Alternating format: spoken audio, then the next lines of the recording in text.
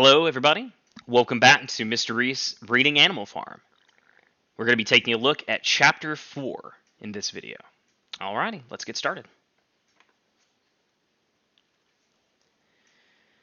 By the late summer, the news of what had happened on Animal Farm had spread across half the county. Every day, Snowball and Napoleon sent out flights of pigeons whose instructions were to mingle with the animals on the neighboring farms, to tell them the story of the rebellion, and teach them the tune of Beasts of England. Most of the time, Mr. Jones had spent sitting in the tap room of the Red Lion in Wildington, complaining to anyone who would listen to the monstrous injustice that he had suffered in being turned out of his property by a pack of good-for-nothing animals. The other farmers sympathized in principle, but they did not first give him much help. At heart, each of them was secretly wondering whether he could not somehow turn Jones's misfortune into his own advantage. It was lucky that the owners of the two farms which adjoined Animal Farm were on permanently bad terms. One of them, which was named Foxwood, was a large, neglected, old-fashioned farm, much overgrown by woodland, with all of its pastures worn out and its hedges in disgraceful condition. Its owner, Mr. Pillington, was an easy-going gentleman farmer who spent most of his time in fishing or hunting according to the season. The other farm, which was called Pinchfield, was smaller and better kept. Its owner was a Mr. Frederick, a tough, shrewd man, perpetually involved in lawsuits and with a name for driving hard bargains. Pillington and Mr. Frederick disliked each other so much that it was difficult for them to come to any agreement, even in defense of their own interests. Nevertheless, they were both thoroughly frightened by the rebellion on Animal Farm, and very anxious to prevent their own animals from learning too much about it. At first, they pretended to laugh, to scorn the idea of animals managing a farm for themselves. The whole thing would be over in a fortnight, they said. They put it out about the animals on Manor Farm. They insisted on calling it Manor Farm. They would not tolerate the name Animal Farm. That they were perpetually fighting amongst themselves. They were rapidly starving to death. And when time had passed, and the animals had evidently not starved to death, Frederick and Pillington changed their tune, began to talk about the terrible wickedness which now flourished on animal farms. It was given out that the animals practiced cannibalism, that they tortured one another with red-hot horseshoes, and had their females in common. This was what came of rebelling against the laws of nature, Frederick and Pillington said. But these stories were never fully believed. Rumors of a wonderful farm where the human beings had been turned out and the animals managed their own affairs continued to circulate in vague and distorted forms. And throughout that year, a wave of rebelliousness ran through the countryside. Bulls, which had always been tractable, suddenly turned savage.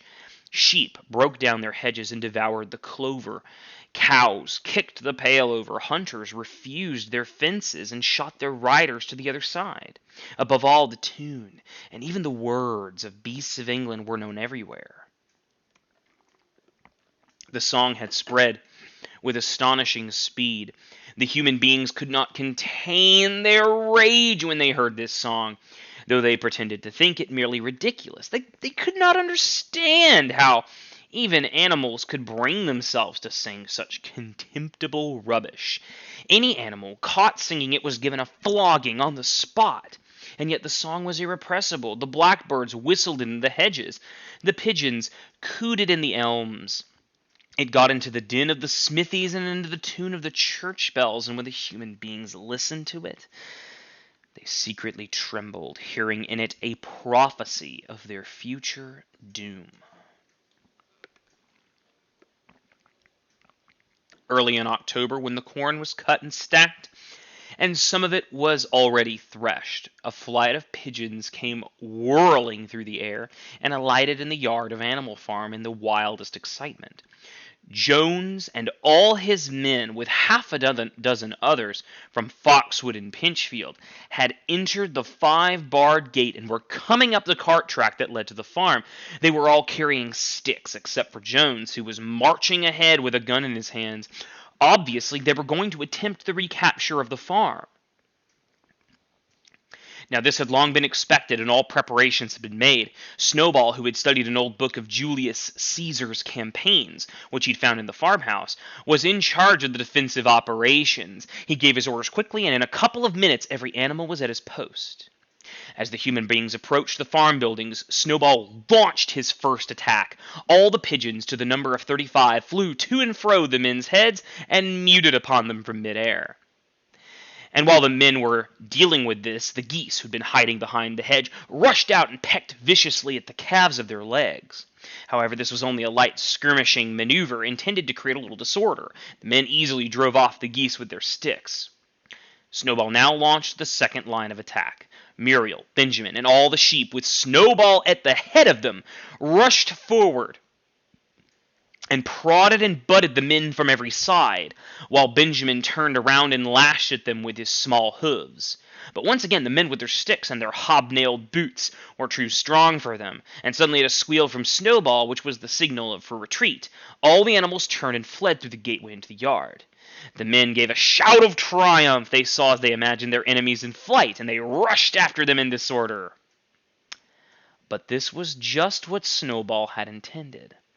As soon as they were well inside the yard, the 3 horses, the 3 cows, and the rest of the pigs who'd been lying in ambush in the cowshed suddenly emerged from their rear, cutting them off.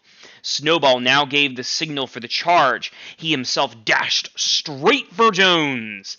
Jones saw him coming, raised his gun, and fired. The pellets scored bloody streaks along Snowball's backs, and a sheep dropped dead. But without halting for an instant, Snowball flung his 15 stone against Jones's legs, and Jones was hurled into a pile of dung. His gun flew out of his hands, but the most terrifying spectacle of all was Boxer, rearing up on his hind legs and striking out with his great iron-shod hooves like a stallion. At the very first blow, he took a stable lad from Foxwood on the skull and stretched him lifeless in the mud. At the sight, several men dropped their sticks and tried to run. Panic overtook them, and the next moment the animals together were chasing them round and round the yard. They were gored, kicked, bitten, trampled on. There was not an animal on the farm that did not take vengeance on them in his own fashion. Even the cat leapt off a roof onto a cowman's shoulders and sank her claws into his neck, at which he yelled horribly. At a moment when an opening was clear, the men were glad enough to rush out of the yard and make a bolt for the main road, and so within 5 minutes of their invasion they were in an ignominious retreat by the same ways that they had come, with a flock of geese hissing after them and pecking their calves all the way. All the men were gone except one. Back in the yard, Boxer was pawing with his hoof at the stable lad who lay face down in the mud, trying to turn him over, but the boy did not stir. "He is dead," said Boxer sorrowfully. "I had no intention of doing that. I forgot I was wearing iron shoes. Who will believe that I did not do this on purpose?" "No sentimentality, comrade," Snowball, from whose wounds the blood was still dripping. "War is war. The only good human being is a dead one." "I have no wish to take life, not even a human life," repeated Boxer, and his eyes were full of tears. "Where is Molly?" exclaimed somebody. Molly was in fact missing. For a moment there was a great alarm. It was a fear that the men might have harmed her in some way, or even carried her off with them. But in the end, however, she was found hiding in her stall, with her head buried among the hay in the manger. She had taken to flight as soon as the gun went off, and when the others came back from looking for her, it was to find that the stable lad, who was in fact only stunned, had already recovered and made off. The animals had now reassembled in the wildest excitement, each recounting his own exploits in the battle at the top of his voice. An impromptu celebration of the victory was held immediately. The flag was run up, and Beasts of England was sung a number of times. Then the sheep who had been killed was given a solemn funeral, a hawthorn bush being planted on her grave. At the graveside, Snowball made a little speech, emphasizing the need for all animals to be ready to die for Animal Farm if need be. The animals decided to unanimously create a military decoration. Animal Hero First Class. which was conferred there and then on Snowball and Boxer.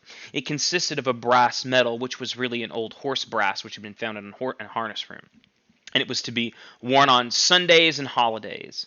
There was also Animal Hero Second Class, which was conferred posthumously on the dead sheep. There was much discussion as to what the battle should be called. In the end, it was named the Battle of the Cowshed, since that was where the ambush had been sprung. Mr. Jones's gun had been found lying in the mud, and it was known that there was a supply of cartridges in the farmhouse.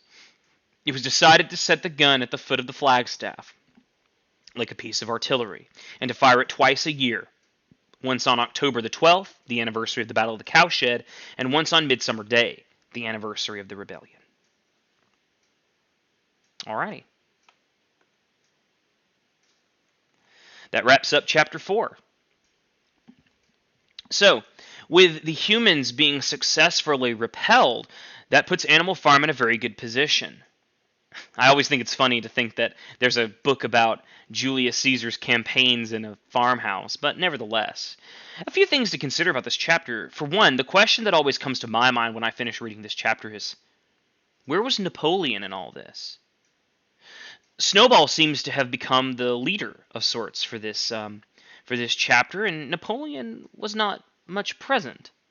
This is important to consider for later on, and I'd encourage you to try to remember this detail best you can.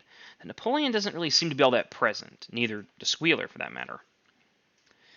Snowball shows incredible bravery charging down Jones's gun, but notice the contrast between his attitude and Boxer's attitude. Boxer says that he has no intention to take life, not even human life. What does that show about Boxer's character? What kind of animal is Boxer? Compared to that, Snowball's response is, the only good human being is a dead one. And so, what kind of mentality does that create on the farm? I mean, we already have 4 legs good, 2 legs bad. What message are they trying to send about human beings on the farm? And so, those are just a few details to consider. I hope you enjoyed this reading. Stay tuned next week for Chapter 5.